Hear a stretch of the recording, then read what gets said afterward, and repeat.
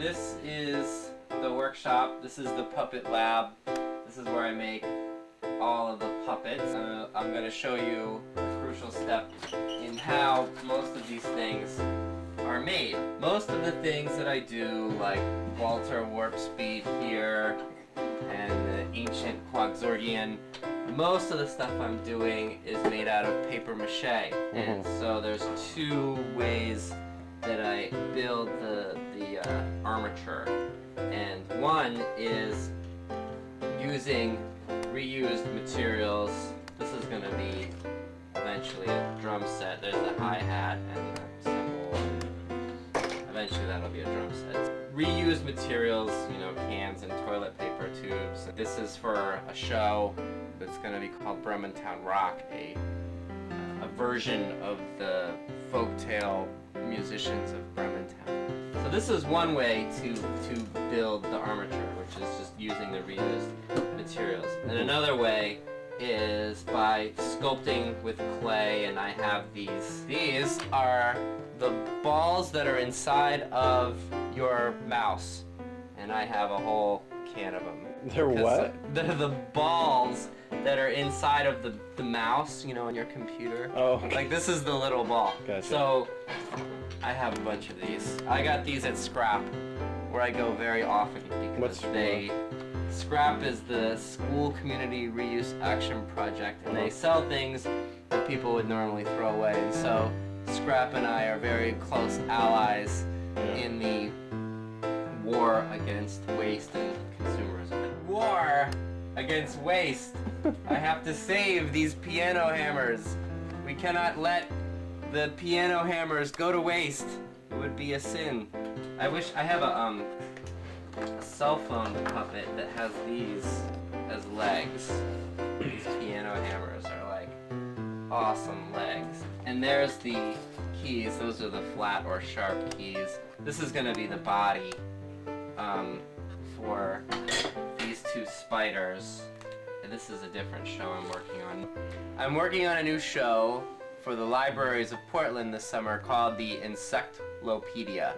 These are two spiders, Webster and Weaver, and they're a couple of attorneys from the law firm of Webster and Weaver, and they decide to help this guy here who's very much, he's a little kid who is participating in the library's annual brain games, and he's very smart and studious, but the subject this summer is insects, and he doesn't know anything about insects. I see. So the two spiders who are going to go on here, this will be heads up here and swinging bodies.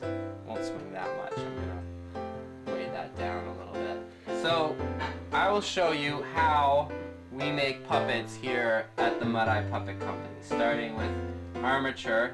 The next step is paper macheing. Now these two have a few layers on there. Things like this have several layers, 4 or 5, to make them really strong. And so the paper mache that I use, this is tapioca starch, and it's really good. Really strong and very non-toxic, so it's good to use with kids too. It's the same stuff I use in the classes that I teach in the school. So the first step is to thoroughly saturate the paper with paper mache on both sides, and now I'll just start macheing this thing and covering it. And so the way I usually do it is start, do one layer black and white, and then do next layer of color, so that when I do layer by layer I can tell where I need to put the paper. The paper strips are so small because if I used a big piece you wouldn't get all the details, and it wouldn't be as strong either.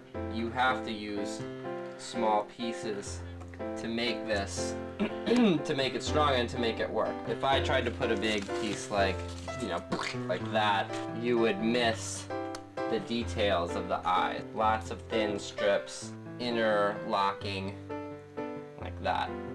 And it takes a long time to do, but This is how we make sure we get all the details in.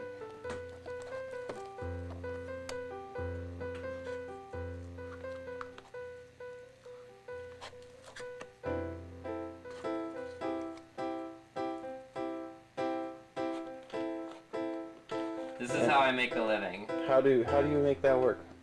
There are two things that the Mudeye Puppet Company does. One is education and the other is performance.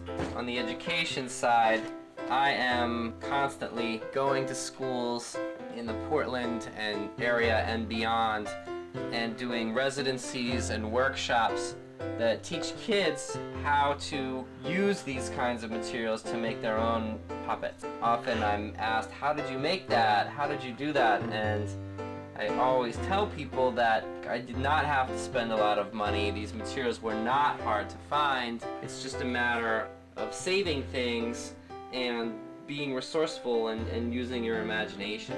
I do these really fun residencies and workshops in these schools where kids make things like this. Giant puppets, big heads, yeah, like that one there.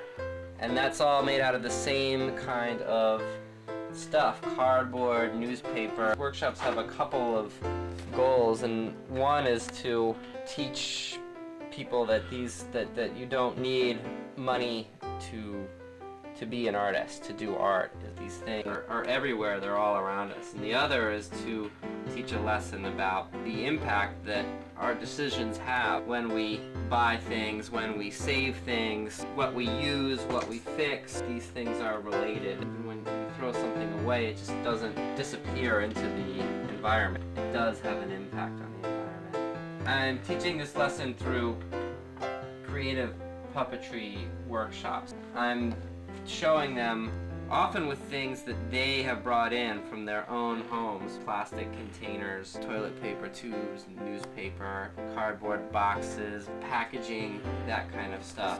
They can use their own imaginations, that they don't need to go to a store.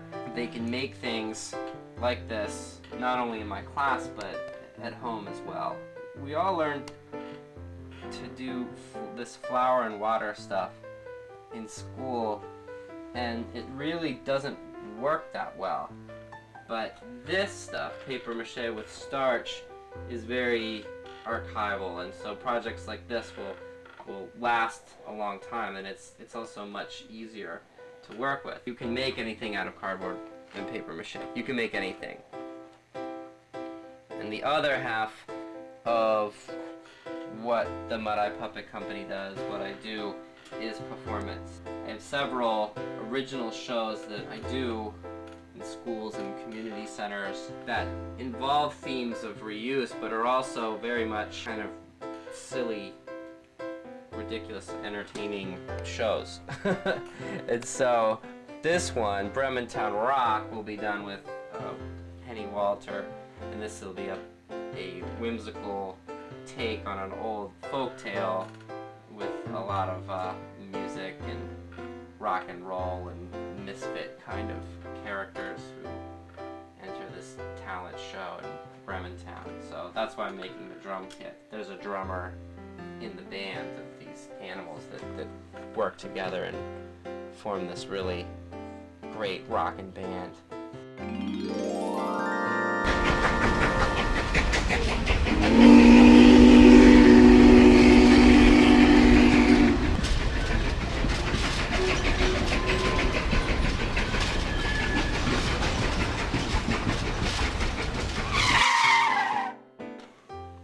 So this is how the first step is done. We complete one layer of paper mache, completely covering everything. It takes a while to do, and this will be done for good when I've got 4 or 5 layers on here.